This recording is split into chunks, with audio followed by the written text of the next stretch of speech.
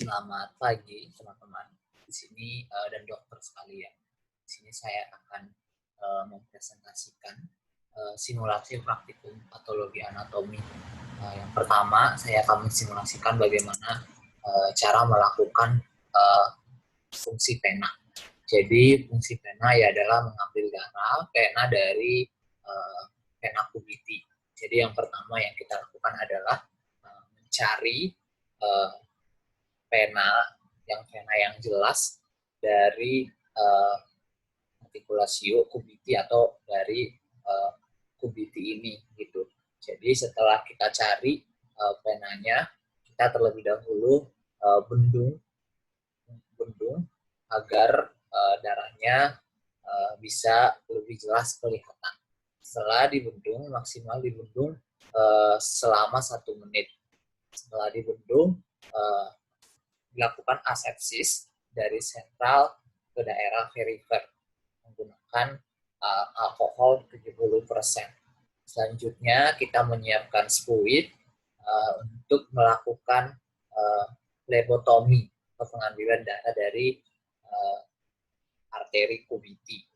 Nah, setelah kita melakukan pengambilan darah, kita akan menusuk spuit tersebut ke daerah arteri kubiti dan kita akan memperoleh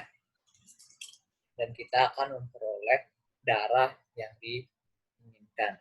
Jadi spuitnya seperti ini, pemegangannya ditusuk ke arteri kubiti. Nah, ketika jarum dari spuit sudah sampai atau tepat berada di arteri kubiti, akan terasa seperti ruang kosong atau ruang hampa. Tapi ketika ada halangan, berarti masih terkena jaringan. Sewaktu mengambil darah, tidak diperkenankan memindahkan tangan sedikit pun. Nah, setelah darahnya cukup, dimasukkan ke dalam, ditarik menggunakan kapas kering. Selanjutnya darahnya dimasukkan ke dalam tabung yang berisi EDTA, segera dilakukan homogenisasi agar darahnya tidak membeku. Nah, tutup kering, kapas kering dan plester, dan setelah dihemodifikasi, fungsi pena sudah selesai, sudah siap, dan sudah selesai dilakukan. Ini adalah cara-caranya. Jadi yang tadi seperti saya bilang, cari vena yang vena dari arteri kubiti, vena kubiti. Selanjutnya membendung terlebih dahulu maksimal 1 menit. Setelah dicari, dilakukan pengambilan darah menggunakan spuit. Tangan tidak boleh berubah posisi dan darah sudah selesai diambil. Sebelumnya kita harus menggunakan sarung tangan serta masker atau alat pelindung diri. Setelah itu darah sudah selesai diambil. Selanjutnya pemeriksaan HB Sali. Dalam pemeriksaan HB Sali kita menggunakan yang namanya hemometer Sali, di mana hemometer Sali ini terdiri dari calibration tube, sahmi pipet, terus comparator block. Itu nanti untuk membandingkan antara kontrol dengan HB yang kita periksa. Di sini kita menggunakan reagen. Reagennya itu ada HCl 0,1 N dan distilled water. Nah, setelah kita menyiapkan alat yang diperlukan, selanjutnya kita isi tabung dengan 5 tetes. Kita isi tabung dengan 5 tetes larutan HCl tadi 0,1 yang tadi atau sampai garis 2. Jadi kita isi HCl tadi sampai garis 2. Selanjutnya isi pipet sali. Jadi pipet sali harus kita bedakan dengan pipet toma. Kalau pipet toma dia itu bergelembung. Nah, setelah kita isi pipet sali tadi dengan darah sampai garis 20 mikroliter, terus bersihkan pipet sali dari darah yang menempel pada ujung pipet bagian luar. Terus masukkan pipet sali ke bagian dasar tabung pengencer yang telah diisi tabung pengencer sehingga darah bercampur dengan HCl 0,01. Terus cegah jangan sampai terjadi gelembung udara.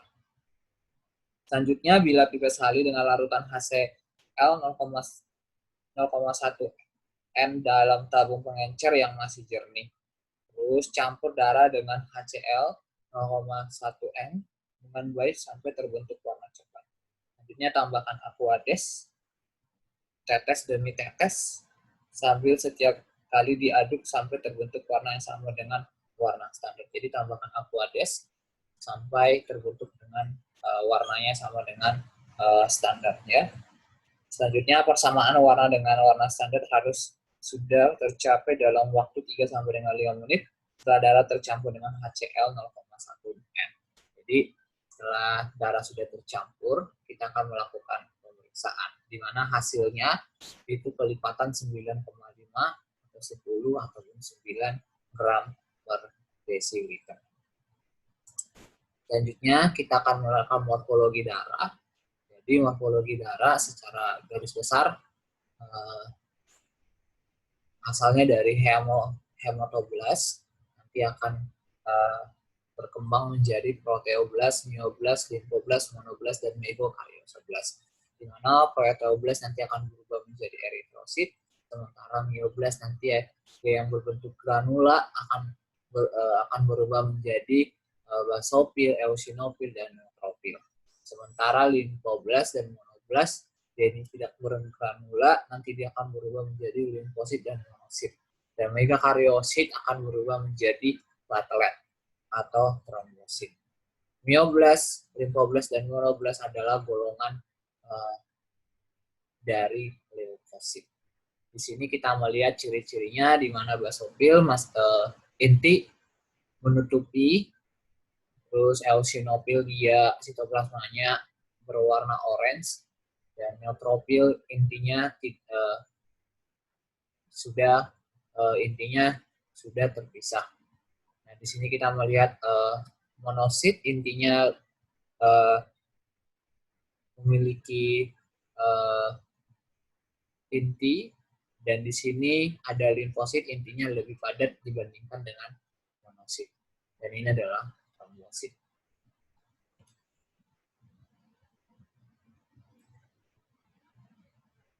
Selanjutnya, pengambilan darah pada kapiler.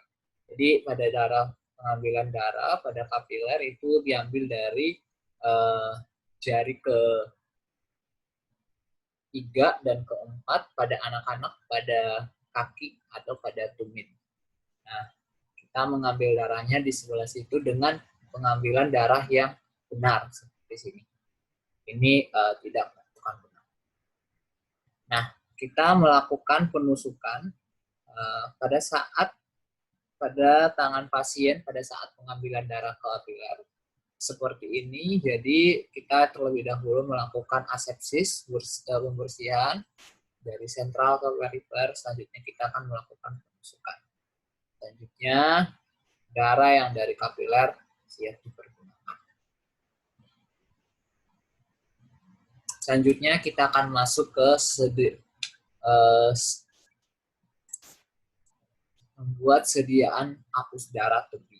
Jadi membuat sediaan hapus darah tepi yang akan kita lakukan. Yang pertama, kita akan melakukan sediaannya. Caranya adalah letakkan 1 tetes. Jadi kita letakkan darah 1 tetes pada ujung kaca objek. Jadi kita letakkan darah 1 tetes pada ujung kaca objek. Tetes darah jangan terlalu banyak ataupun terlalu sedikit. Setelah kita tetes, dengan tangan kiri menahan ujung kaca objek. Gunakan tangan kanan untuk meletakkan kaca penggeser pada bagian depan tetes darah. Besar sudut kaca penggeser kaca objek tetes darah itu sekitar 30 sampai dengan 40. Jadi digeser dengan besar sudut 30 sampai dengan 40 derajat.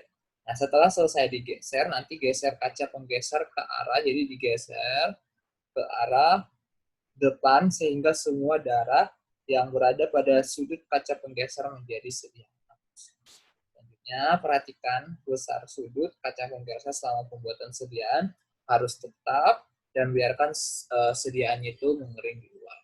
Jadi ini adalah hasil sediaan yang baik, yaitu yang sustainable, di mana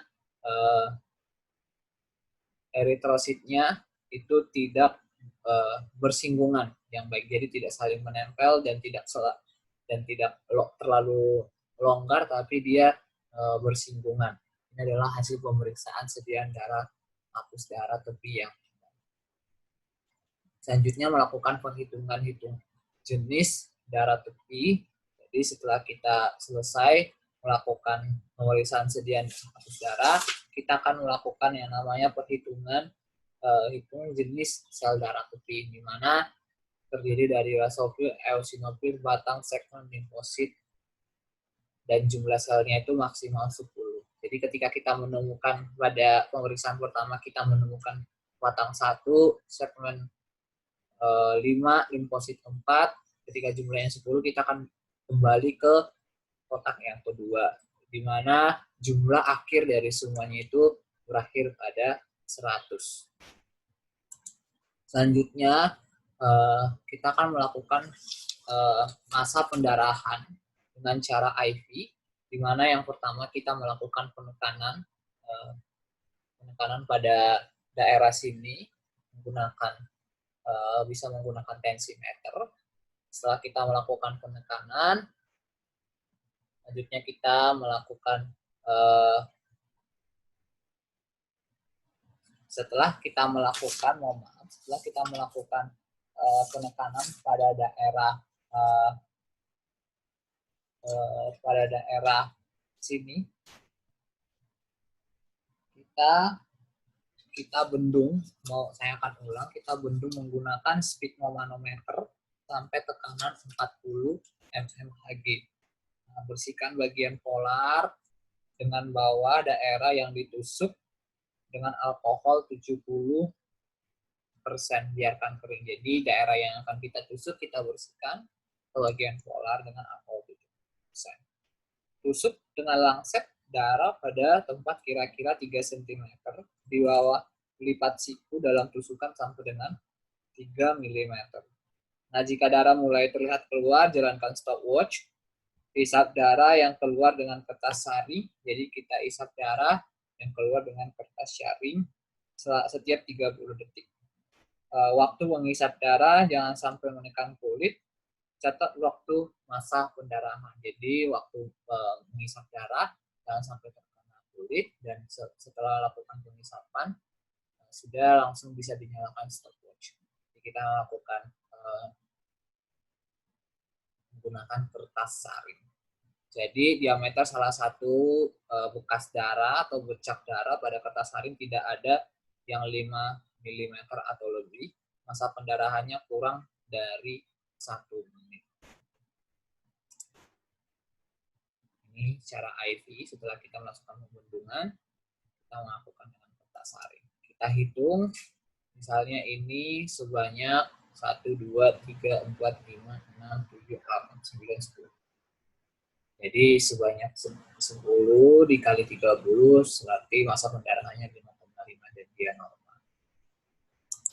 Kalau dengan cara duk, yaitu adalah kita menusuk di bagian telinga dengan lancet darah sedalam 2 mm. Jika darahnya mulai terlihat keluar, jalankan stopwatch. Isap darah yang keluar dari kertas saring setiap 30 detik.